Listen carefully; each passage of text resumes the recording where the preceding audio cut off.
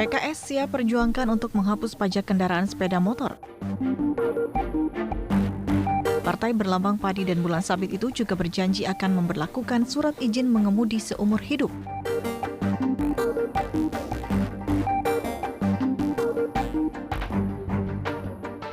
Dua janji politik yang dinilai kontroversi itu akan ditunaikan PKS jika partai yang dipimpin Sohibul Iman ini menang dalam pemilu 2019. Wacana penghapusan pajak kendaraan sepeda motor dan pemberlakuan SIM seumur hidup diklaim PKS sebagai wujud keberpihakan kepada rakyat kecil agar beban hidup mereka semakin berkurang.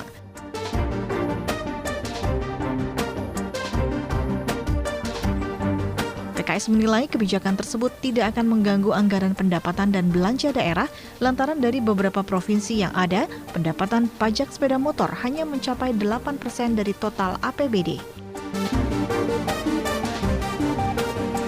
Namun sejumlah pihak menganggap kebijakan penghapusan pajak sepeda motor dan pemberlakuan SIM seumur hidup hanya akal-akalan PKS untuk menang di pemilu 2019. Pasalnya, sepeda motor dianggap sebagai penyumbang terbanyak pendapatan pajak kendaraan, yaitu 82% dari 111 juta unit kendaraan seluruh Indonesia.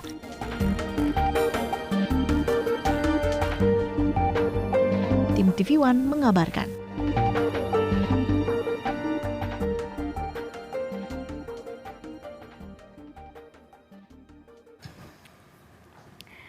Ya, apakah janji ini dapat ditunaikan? Melihat ini juga banyak yang masih pro dan kontra begitu ya. Melihat apakah ini juga akan mengganggu pendapatan daerah? Kemudian nanti semakin banyak dong motor di Indonesia. Kita langsung sudah ada dua narasumber. Pagi hari ini sudah ada Kang Pipin Sopian, politisi PKS. Selamat pagi, Kang. Pagi. Assalamualaikum warahmatullahi wabarakatuh. Waalaikumsalam warahmatullahi wabarakatuh. Kemudian juga ada Bang Andri Zulpianto, Koordinator Alaska Aliansi Lembaga Analisis Kebijakan dan juga Anggaran. Selamat pagi, Bang. Pagi. Assalamualaikum warahmatullahi wabarakatuh. Waalaikumsalam warahmatullahi. Kami juga nanti akan berusaha menghubungi Kakor Lantas Irjen Pol Refdi Andri. Tapi sebelumnya kita mau ke Kang Pipin ya, Rati ya. Iya. Kang Pipin, kita melihat ini sebenarnya kan janji kampanye. Realistis, janji manis, atau ini hanya ingin mencari perhatian publik aja ini dari PKS? Saya kira ini realistis dan janji kampanye PKS, politik gagasan yang ingin disampaikan oleh PKS. Kalau kita melihat bahwa pertarungan Pileg ya di 2019 itu memang harus memberikan efek di mana masyarakat merasa aspirasinya disampaikan. Jadi kami mengkaji ini penghapusan undang-undang, penghapusan pajak kendaraan bermotor roda 2 dengan cc kecil. Saya tegaskan, ini cc kecil. Jadi untuk motor gede gitu tidak masuk. CC kecil yang paling banyak di Indonesia jadi, kan? 150 dan itu yang paling banyak. Dan itu mereka total kurang lebih di angka 105 juta mayoritas dan kalangan menengah ke bawah. Dan kita ingin tujuan utamanya adalah untuk apa? Untuk memeringankan beban masyarakat yang saat ini harga-harga semakin tinggi, harga pangan melambung, kemudian tarif dasar listrik yang dirasakan setiap bulan juga tinggi. Ditambah juga harga BBM meskipun saat ini tidak naik tetapi keberadaannya tidak ada di pom bensin sehingga publik dipaksa untuk membeli Pertamax, Pertalite dengan harga yang tinggi. Itu yang pertama. Jadi meringankan beban rakyat Indonesia. Mayoritas di angka 105 juta pemilik kendaraan bermotor roda 2 itu. Yang kedua, kita ingin sebetulnya waktu yang digunakan oleh para pemotor itu produktif. Tidak setiap tahun melakukan pembayaran atau memperpanjang SIM dan kemudian membayar pajak. Tapi kan setahun cuma sekali, Kang. Betul, tapi kan itu sebetulnya bagi orang-orang tertentu setahun sekali itu cukup merepotkan. Plus juga ini mengurangi pungutan liar yang selama ini terjadi. Dan yang ketiga, bagi kami isu ini adalah isu tentang keadilan sosial. Bagaimana mungkin orang kaya raya mendapatkan teks amnesti dari negara, pajaknya dihapuskan, tetapi orang miskin yang saat ini misalnya terutama yang pengendara ya, kalangan menengah ke bawah 105 juta, di antara mereka juga ada yang tidak membayar pajak sebelumnya, tetapi tidak dikejar-kejar, malah hartanya kemungkinan bisa ditarik itu kendaraannya. Jadi ini keadilan sosial. Kenapa orang kaya raya teks amnesti diberikan, tetapi bagi mereka yang saat ini 105 juta menggunakan motor, rata-rata untuk produksi, saat ini sudah ada ojek pangkalan, ojek online menggunakan ini. Dan isu ini kan bisa jadi saat ini juga terkait dengan banyaknya kendaraan menjadi kemacetan. Padahal saat ini kendaraan bermotor menjadi salah satu solusi dalam mengurai kemacetan. Tapi efek dominonya sudah dipikirkan belum Kang? Melihat kan ini juga pemasukan untuk daerah, kemudian nantinya semakin banyak dong motor-motor yang ada di Indonesia, menambah lagi kemacetan yang ada. Kami mengkaji bahwa pendapatan khusus untuk pajak kendaraan bermotor ini masuknya ke provinsi, ya, masuknya ke provinsi kurang lebih kami menghitung antara 5 sampai 7%. Ada yang memang di atas itu tetapi tidak banyak, ya. Dan kami kira ini kalau ini menjadi itikat baik ya bagi negara, maka ini alokasi ini bisa dikurangi. Artinya bisa dialokasikan dengan perimbangan dana alokasi pusat dan daerah sebagai kompensasi dari nanti dihapuskannya pajak. Itu 105 juta pengendara, Kang. Kita tadi sempat riset di laman Dispenda di Provinsi DKI Jakarta. Jumlahnya luar biasa. Bisa mencapai 3,5 triliun walaupun belum mencapai target di tahun ini. Itu sumber pendapatan daerah. Betul. Kang Pipin. Dan sebagaimana teks amnesti bagi orang kaya juga potensinya cukup besar. Enggak, pengganti dana ini mau dari mana Iya, gitu, Kang? Jadi bisa mana? Dari pos anggaran APBN itu dari pusat, anggaran. Jadi misalnya selama ini kan alokasinya itu untuk Pemprov. Dan otonomi daerah, pelayanan utama itu ada di kabupaten kota. Ya. Jadi ketika nanti anggaran alokasi dari pusat ke daerah itu ke provinsi sebagai kompensasi nanti dihapuskan, itu memungkinkan. Kalau kami tadi mengatakan bahwa ini adalah janji kampanye PKS, di mana kalau PKS menang terus kemudian pilpresnya Prabowo Sandi menang, maka ini sebetulnya bisa diatur dan sangat terkait dengan goodwill, itikat baik. Kalau pemerintah ingin menegakkan keadilan sosial, maka ini realistis, bukan janji palsu, dan kami yakin bisa terwujud. Bang Andri, melihat tadi penjabaran dari Kang Pipin, apakah ini dapat itikat baiknya dapat direalisasikan begitu nantinya? Ya, untuk yang pertama saya ucapkan salut kepada PKS ya. Kemarin persoalan gaji per guru mau dinaikin jadi 20 juta per guru. Sekarang justru pajak mau dihapus begitu kan. Saya nggak tahu apa yang ada dalam pikiran para elit di PKS gitu ya, di PKS ini. Apakah memang ada anggapan bahwa negara ini memiliki anggaran yang banyak dengan tercukupinya kebutuhan masyarakat, iming-imingannya anggaran gitu ya, atau nominasi. Pak, kita lihat coba ya, dengan kondisi real negara saat ini misal, negara dengan hutang atau defisit yang begitu besar gitu ya. Kita lihat dari data tahun 2017, APBN sampai 1.700 triliun, tapi belanjanya sampai 2 triliun gitu kan, 2.000 triliun. Ada yang kurang di situ gitu loh, ditambah dengan pajak yang mau dipangkas seperti ini gitu ya. Nah, kita lihat dari misalnya pendapatan daerah DKI misal, yang saya bawa datanya, ada 60 APBD DKI Jakarta 2018 itu 66 triliun. Dengan target pajak kendaraan, dengan target ya betul, pajak kendaraan 8 triliun. Itu kalau itu dihapus berarti ada 20% lebih anggaran yang mau dipangkas. Pertanyaannya betul tadi, dari mana yang mau ditutup? Atau dari mana ya pos anggaran mana yang mau dikorbankan gitu kan? Sedangkan DKI saat ini masih banyak PR misal. 20% tuh Mas. 20, tidak nyampe 20%. Hampir sekitar 20%, situ ya. Nah, dari situ pos mana yang mau dikorbankan gitu loh. Sedangkan DKI saat ini masih banyak PR. Hitunglah dari kebijakan ganjil genap misal. Dishub mengeluarkan data analisanya gitu ya. Kuesioner dari 30-an ribu, 66%-nya dari yang konstituen itu ingin membeli atau menambah kendaraan.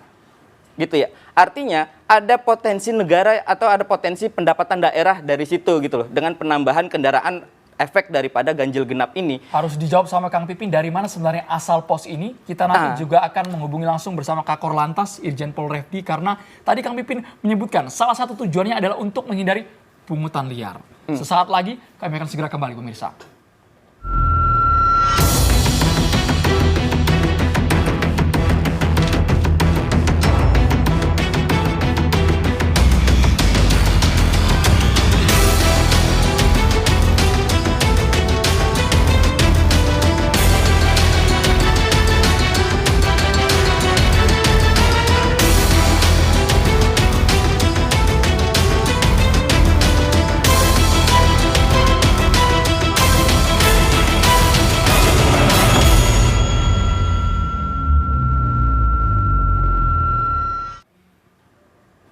Nih kita menyambung pertanyaan Andrew tadi ya. Sebenarnya dari pos-pos mana saja yang dapat diambil nantinya untuk menutupi dari pajak kendaraan bermotor ya, pajak motor ya. Kemudian ada satu hal yang menarik juga.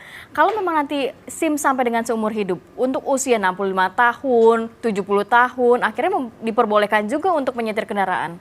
Betul, yang pertama saya ingin menjawab terkait dengan bagaimana alokasinya. Jadi kita melihat bahwa pajak kendaraan bermotor roda 2 ini tidak masuk ke APBN, tetapi masuknya ke APBD provinsi.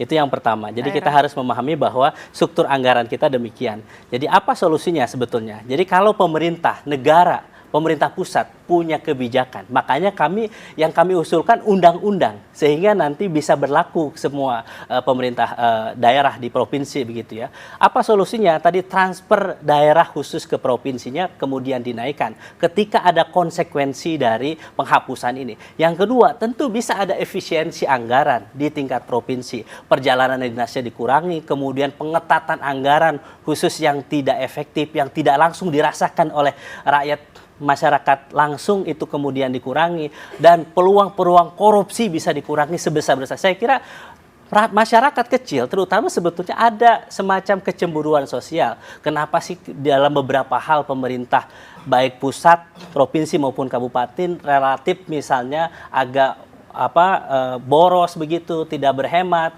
rapat di hotel-hotel dan sebagainya. Sesungguhnya itu bisa dikurangi gitu. Jadi kalau saya ingin menekankan, kalau ada goodwill, itikat baik dari negara, pemerintah, dari pusat sampai daerah, maka ini bisa diterapkan. Yang kedua, masalah SIM. Jadi ketika kita mendapatkan SIM, berarti kita punya legalitas, punya kemampuan, punya kapasitas, kita diakui oleh negara. Sehingga setiap 5 tahun, 10 tahun, 20 tahun, kemampuan kita membawa kendaraan lebih mahir. Tidak mungkin kemampuan kita kemudian berkurang kecuali cacat dan sebagainya. Atau kita juga sebagai pribadi sebetulnya setiap pemotor juga punya ukuran diri gitu. Jadi kalau kita tidak bisa, mata kita sudah tidak baik, maka kita menghindari sendiri. Karena apa? Yang punya kepentingan terhadap keselamatan kita adalah kita sendiri. Jadi poinnya adalah kita ingin masyarakat ini tidak diribetkan tadi. Bisa anggaran bisa dikurangi karena tadi tarif dasar listrik naik, pangan naik, dan kemudian waktunya bisa lebih produktif, tidak untuk memperpanjang SIM dan sebagainya. Dan kami ingin menyampaikan bahwa ini sudah diterapkan di berbagai negara maju. Itu versi PKS, Bang Adri. Ini saya ingin coba itu ya. Kalau memang ini bicara tentang rakyat gitu ya, pro rakyat misal.